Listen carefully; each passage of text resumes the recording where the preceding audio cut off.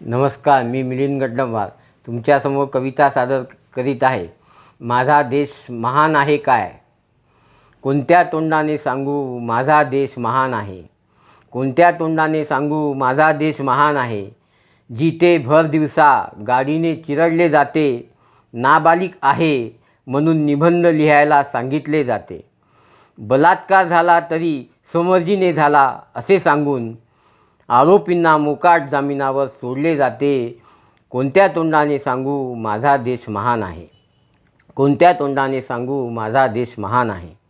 बँकांना चुना लावून पळणारे जिथे हिरो ठरतात, गैरकाम करणारे जिथे मजेत जगतात, शेतकरी कष्टकरी राबून देश उभारतात, थंडगार हवेत बसून बाबूगिरी करणारे बाबू, अधिकारी चमचे अकलेचे तारे तोडतात.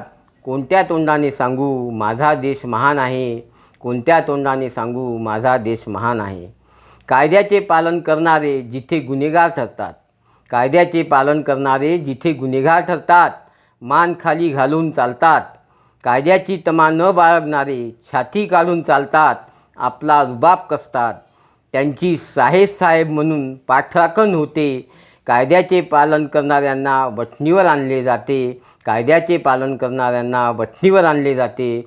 कोणत्या तोंडाने सांगू माझा देश महान आहे? कोणत्या तोंडाने सांगू माझा देश महान आहे?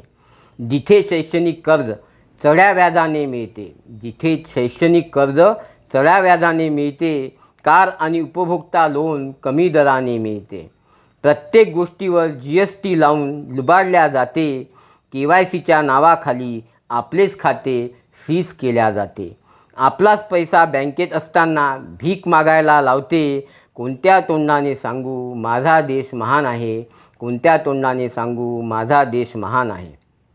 शेतमालाचा भाव ठरविण्याचा अधिकार, शेतमालाचा भाव ठरविण्याचा अधिकार शेतकऱ्यांना नाही, परंतु इतर वस्तूंचे भाव ठरविण्याचा अधिकार त्या उद्योगपतींना, कारखानदारांना आहे. जनतेची तर चांगलीच भाववाढ करून जिरवली जाते. जनतेची तर चांगलीच भाववाढ करून जिरवली जाते. तरीही मूग घेऊन गप्प बसतो आहे. तरीही मूग घेऊन गप्प बसतो आहे. कोणत्या तोंडाने सांगू माझा देश महान आहे? कोणत्या तोंडाने सांगू माझा देश महान आहे? शिक्षण, आरोग्य सुविधा, न्याय आणि रोजगाराच्या नावाने नुसती बोंब आहे. शिक्षण, आरोग्य सुविधा, न्याय आणि रोजगाराच्या नावाने नुसतीच बोंब आहे. तरुणाई पान ठेले, टपरी, बार आणि पबमध्ये मौजी मस्ती करण्यात दंग आहेत. तरुणाई पान ठेले, टपरी, बार आणि पबमध्ये मौजी मस्ती करण्यात दंग आहेत. म्हातारे मायबाप उद्याचे भविष्य म्हणून ज्यांच्याकडे पाहत आहेत, म्हातारे मायबाप उद्याचे भविष्य म्हणून ज्यांच्याकडे पाहत आहेत, तेच हाताला काम नसल्याने पैशासाठी मायबापाचा जीव घेत आहेत.